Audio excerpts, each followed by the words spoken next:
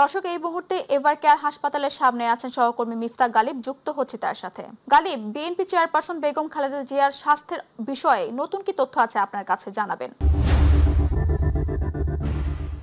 গত 23 নভেম্বর মূলত সাবেক তিনবার প্রধানমন্ত্রী এবং বিএনপি চেয়ারপারসন বেগম খালেদা জিয়াকে আসলে ফুসফুস, ডায়াবেটিস সহ বেশ কয়েকটি শারীরিক জটিলতার কারণে ওনাকে রাজধানী এভার কেয়ার হসপিটালে ভর্তি করানো হয়। তো 27 নভেম্বর থেকে মূলত ওনার শারীরিক কন্ডিশন আসলে ডে বাই ডে অনেক খারাপ হতে থাকে।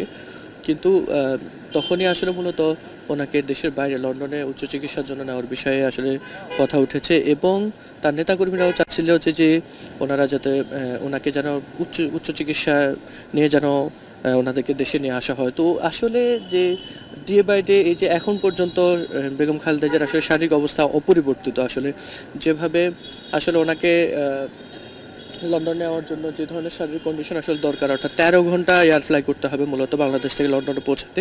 সেই 13 ঘন্টা এয়ার ফ্লাই করার মতো আসলে মূলত ওনার শারীরিক অবস্থায় নেই। আমরা দেখেছি যে ওনার বেশ কয়েকটি পরীক্ষা নিরীক্ষা হয়েছে। ওনার পরীক্ষা নিরীক্ষাগুলোতে আসলে ওনার কোনোভাবে চিকিৎসক এবং মেডিকেল বোর্ড বারবার চেষ্টা করছে ওনার শারীরিক অবস্থাকে আরেকটু যদি উন্নত করা যায়। উন্নত করা গেলে মূলত ওনাদেরকে এয়ার অ্যাম্বুলেন্স পাঠিয়ে ওনাকে আসলে মূলত লন্ডনে নেওয়ার বিষয়ে সিদ্ধান্ত নেওয়া যেতে পারে। কিন্তু মেডিকেল বোর্ড এখন পর্যন্ত সেই লেভেলে আস্থা ওনার প্রতি পাচ্ছেন না যে উনি আসলে 13 ঘন্টা এয়ার ফ্লাই করতে পারবেন কিনা। তো আসলে ইভেন গত শনিবার আসলে বিএনপির পক্ষ থেকে জানানো হলেও এরপরে আর আসলে আমাদেরকে গণমাধ্যমকে কেউ আসলে কোনো কিছু জানাননি।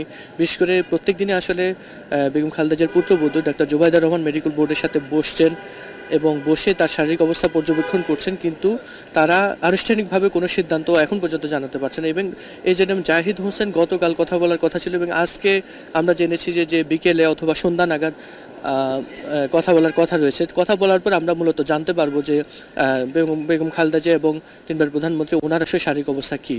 মারিয়া।